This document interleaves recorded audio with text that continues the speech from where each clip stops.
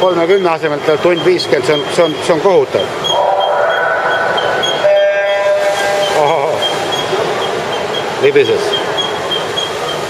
Saad aru, mis ma mõtlen, jah?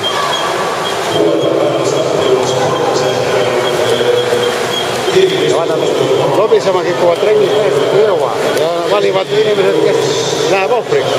Hardoga ei ole mõtet lobiseda. Kui ta ei jõua, ei ole vaja oodata. Iga üks treenib enda keha, mitte nagu gruppi ujumist, eks ole. Kui on 10 sekki vahe, see on 10 sekki vahe.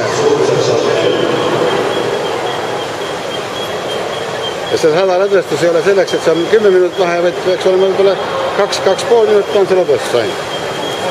Ja kui läheb 5 minutiks on, see järgmine harjutus on juba hoopis teises tsoonis.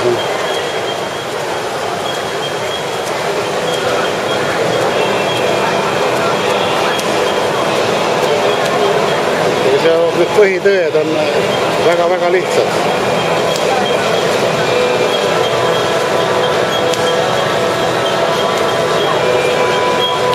Ja ükski treening ei ole väga mugav. Siis on midagi valesti. Väga ebamugav ka ei tohi olla. Treening ei ole piinamine.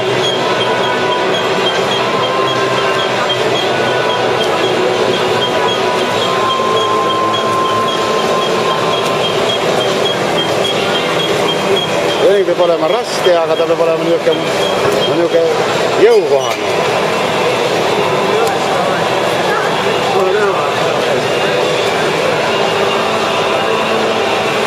No siis on, kui nüüd tervises viga ei ole, siis tuleb lihtsalt natuke proovida ennast kokku võtta ja paika panna.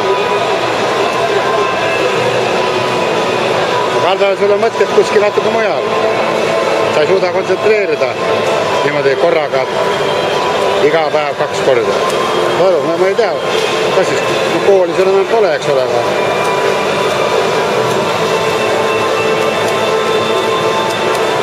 Ma tean see, mis see tähendab. Ma olen ise ka seda isiklikult üle elanud. Kui on mõtted hakkavad, on ka teisi mõtteid. Teine ootab liiga palju mõtteid. Alati on mingi põhjus, kui ei klappi.